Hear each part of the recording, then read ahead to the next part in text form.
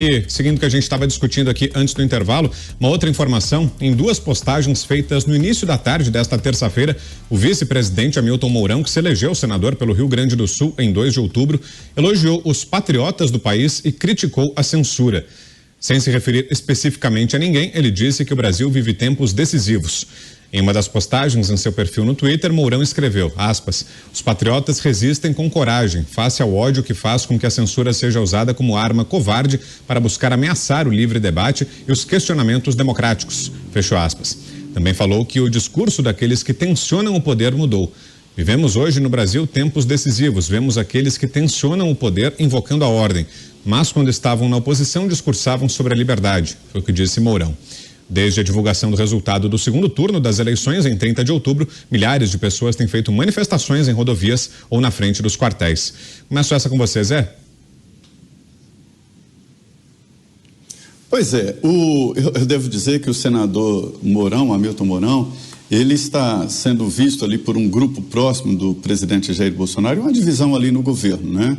Como uma pessoa não confiável, no sentido de que na primeira bola dividida ele vai para o outro lado, essa é a avaliação. E essa divisão, eu devo dizer aqui, que chega a outros ministros, como o Fábio Faria, como o próprio Ciro Nogueira, né? Eu já vi integrantes do governo chamando eles de X9, né? X9 é uma referência aí a traidores ou pessoas não confiáveis, né? Infiltrados.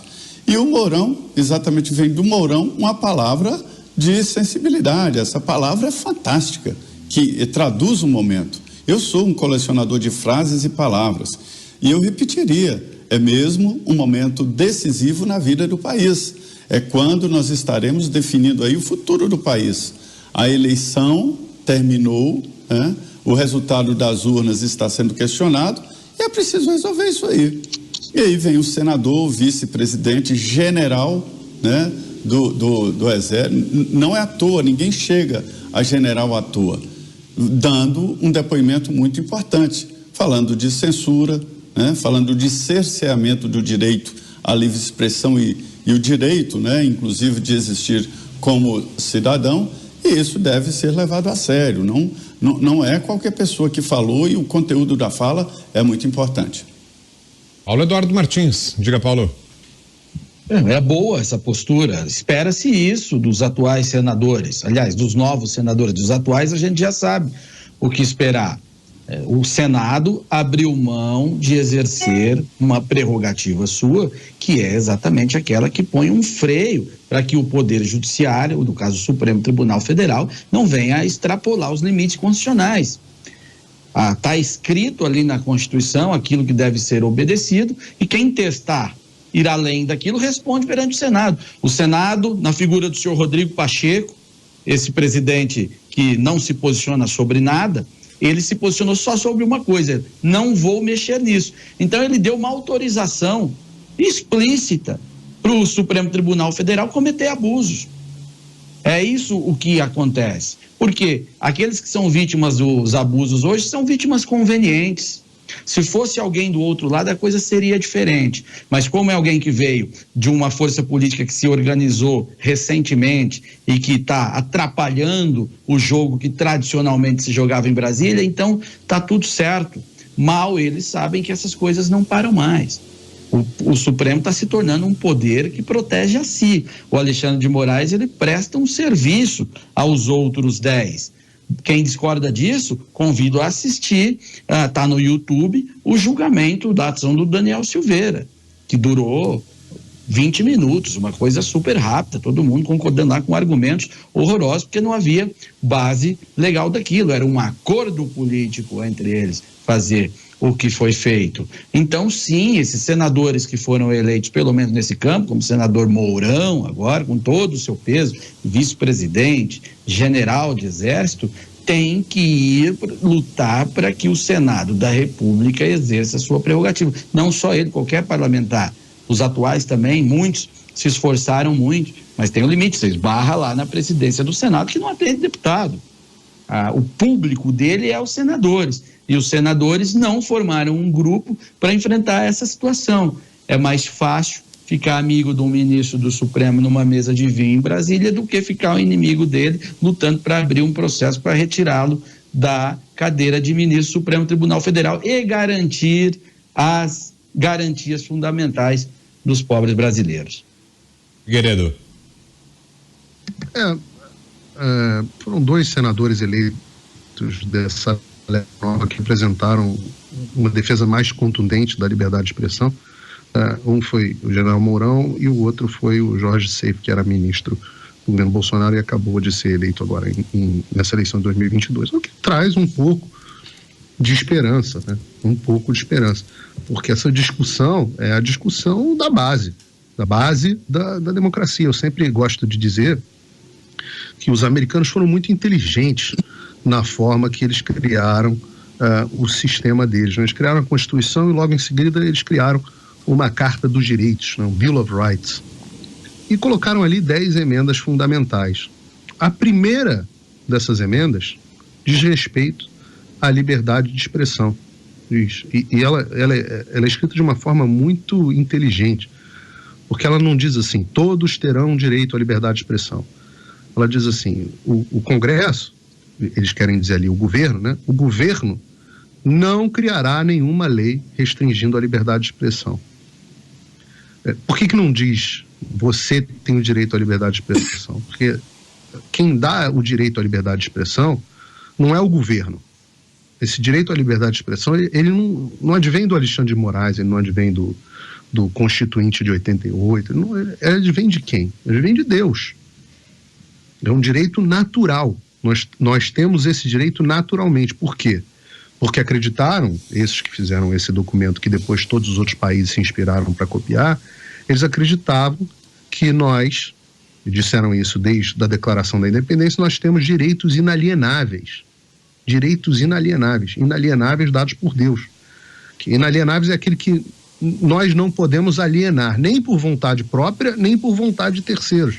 Ninguém pode tomar esses direitos. E aí, a Constituição americana diz, né, a Carta dos Direitos fala, essa é a primeira emenda. O que é o primeiro direito? Porque é o direito com o qual nós defendemos todos os outros direitos. Se você não tiver liberdade de expressão, o que adianta o seu outro direito? Você não vai conseguir defendê-lo. Não adianta. Você fala, o sujeito tem direito a uma mobilete todo ano. Você fala, tudo bem. Se você não tiver liberdade de expressão para ele poder falar, e o mesmo vale para o processo eleitoral. Se você não tiver direito à liberdade de questionar o seu processo eleitoral, basta o que um tirano decidir que foi correto como forma de eleição, que é o que é. Não é? É assim e está acabado. Se você não tem liberdade de expressão para defender os seus direitos. Aí eles fizeram uma segunda emenda. E as coisas têm razão para estarem nessa ordem. A segunda emenda garante ao cidadão o direito de ter e portar armas para se rebelar contra um governo tirânico. Porque diz o seguinte, se não funcionar a emenda que dá direito às pessoas pacificamente se manifestarem, também está na primeira emenda, e se expressarem, e direito à liberdade de imprensa, está tudo contido dentro da primeira emenda, direito à liberdade religiosa, tudo dentro da primeira emenda. Se esses direitos não forem respeitados, aí você tem que garantir ao cidadão que ele tem a arma para se rebelar contra um governo tirânico. Existe uma previsão golpista dentro da fundação da primeira carta de criação do que se chama de Estado Democrático de Direito no mundo nos moldes que nós conhecemos. E é claro que a segunda emenda para remoção de um governo tirânico era aquele negócio, em caso de emergência, quebre o vidro. E por que nós brigamos tanto para que haja liberdade de expressão? Porque quanto mais você restringe a liberdade de expressão de um povo, ou você oprime esse povo completamente, e aí nós caímos no exemplo chinês, cubano, Coreia do Norte, tá? Ou você cai nestes modelos, ou você entra num conflito social, principalmente se as pessoas estiverem armadas. E é por isso, claro, que todos os governos de esquerda querem sempre desarmar a população, e esse governo já disse que vai desarmar. Para não ter o caso de emergência quebre o vidro, para eles poderem fazer o que eles quiserem, não importa, e sempre tudo que eles fizerem vai ser o Estado Democrático de Direito. E você que abaixa a cabeça e concorde. né? Então, quando nós brigamos pela liberdade de expressão, nós brigamos para que haja diálogo, né? De dois conversando, dois trocando ideias, diálogos, né? A ideia é essa. Então, se só tem um falando, só resta o outro o quê? Se uma pessoa vai, você tenta conversar com a pessoa está te agredindo, te amordaçando, você está falando, não, pô, que isso, amigo, vamos conversar, não é assim. A pessoa não te ouve, você só tem uma alternativa, que dá um soco na cara. Então, esse é o que ninguém quer na sociedade brasileira. Ninguém quer, nenhum dos modelos, nem o soco na cara, nem o modelo de opressão, com a sociedade sufocada. Por isso que é urgente, se faz urgente Paulo, a restauração. Segura um pouquinho, Zé, deixa só o Paulo concluir. Vai lá, Paulo. Não, é só isso. Sim. Por isso que se faz urgente o reestabelecimento da liberdade de expressão. Justamente para que nós não tenhamos, e nós estamos vendo nas ruas, às vezes, a situação se tornando mais e mais tensa, e a resposta que tem vindo do governo é a resposta da Coreia do Norte, é o que eu disse ontem, é a resposta da China. Quando você tem protesto na China, o que acontece? Vê os protestos em Hong Kong, o que aconteceu? A polícia senta porrada, senta borracha. Esse é o modelo chinês. O modelo das democracias ocidentais é outro. A sociedade dialoga e chega a uma conclusão, chega a um ponto de consenso. Então eu estou torcendo, fazendo um apelo, brigando com todas as minhas forças para que se restabeleça o diálogo, porque sem ele nenhum direito importa. Sem liberdade de expressão, o resultado não é sequer resultado eleitoral que importa. Porque a eleição pode ter problema, pode não ter problema, você não vai ter oportunidade de questionar. Vamos ouvir o Fernão também, que ainda não falou desse assunto? Diga lá, Fernão. Só para complementar a explicação que ele deu da Constituição Americana, que é o documento mais genial de todos os tempos, né? Os americanos tiveram a inteligência de diferenciar dois tipos de direitos, né? Os negativos e os positivos, né? Na Constituição Federal só entram os negativos, que é, enfim, a explanação de quais são esses direitos inatos que a gente já nasce com e que vieram de Deus, de que falou o Paulo, né? E a proibição formal do Estado de violar esses direitos. A Constituição Federal Americana só inclui isso, né? Nas sete emendas em que ela descreve qual é a regra do jogo, nos 7 artigos principais, onde ela descreve o que é cada poder, cada um dos 3 poderes, e qual é a relação entre a União e os Estados, e os 10 itens da Bill of Rights, como ele falou. Todo o resto, que um desses outros direitos inatos, pelas mesmas razões que o Paulo descreveu, é o direito à propriedade, né? A propriedade do resultado do seu trabalho, né? Então, qualquer direito positivo, que são aqueles que implicam que o Estado faça alguma coisa, não que ele não faça alguma coisa, né, como são no caso dos direitos negativos, né, implicam que o Estado faça alguma coisa para que o titular desse direito desfrute esse direito, esses ficaram relegados para as constituições estaduais, né, e requerem a anuência de quem vai pagar a conta.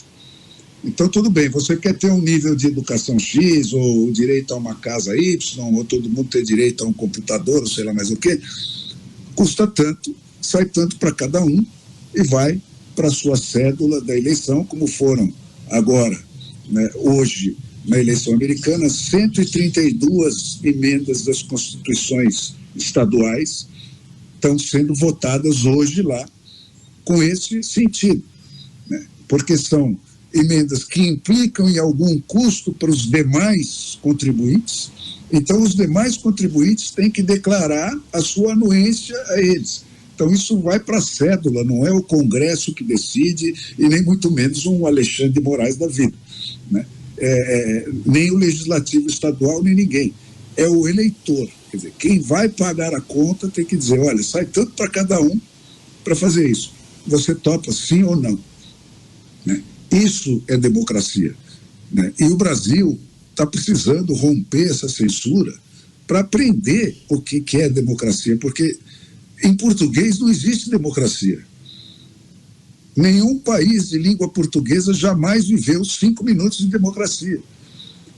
E nós precisamos aprender o que é, humildemente, sabe? Para não ter mais esse tipo de gente montando no nosso cangote como estão montando hoje. Existem tecnologias simples e transparentes para evitar que isso aconteça. E não é que evita, impede, virtualmente impede que aconteça, né? E estão aí para quem quiser aprender. Diga, Zé, rapidinho para a gente fechar. Olha, o Gutenberg, quando inventou a prensa, ele provocou esse tipo de reação e foi inclusive para as religiões e acabou criando um grande cisma lá de Lutero exatamente por informar o que era o conteúdo da Bíblia. Em seguida, toda a imprensa ou a liberdade de expressão acabou prevalecendo e provocando crises. E nós, na minha avaliação, estamos diante de um novo momento, que é exatamente esse novo mundo da comunicação, que são as páginas, a internet, páginas e outras que vão aparecer. Acredito que aparecerão muitas e muitas daqui para frente, cada uma com a sua característica, e sairemos desse monopólio horroroso que está sufocando a todos, né? E isso provoca um debate muito profundo. Só que eu acho que não pesaria tanto nas tintas para dizer aí sobre dar um murro na cara do outro, ou já partir para a agressão, ou pegar nas armas. Nós estamos num momento, sim, de definição e de discussão qual o modelo de democracia que queremos daqui para frente. A Constituição brasileira é muito grande, mas foi intencionalmente grande assim.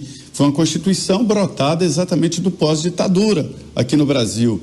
Então, isso acabou provocando uma Constituição detalhada.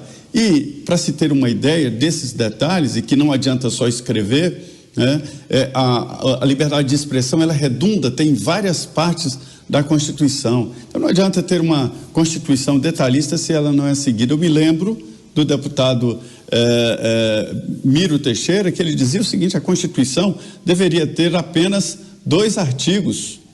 Artigo 1º, todo brasileiro deveria ter vergonha na cara. Artigo 2º, revogadas as disposições em contrário.